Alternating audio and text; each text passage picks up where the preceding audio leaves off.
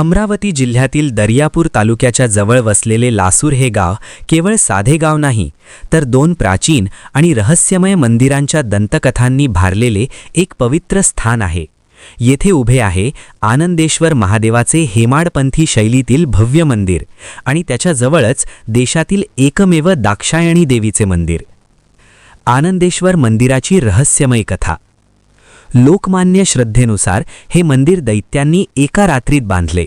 देवालय इतके भव्य आणि विशाल दगडांनी बांधलेले की ते सामान्य मनुष्यबळाने उभारणे अशक्य वाटते.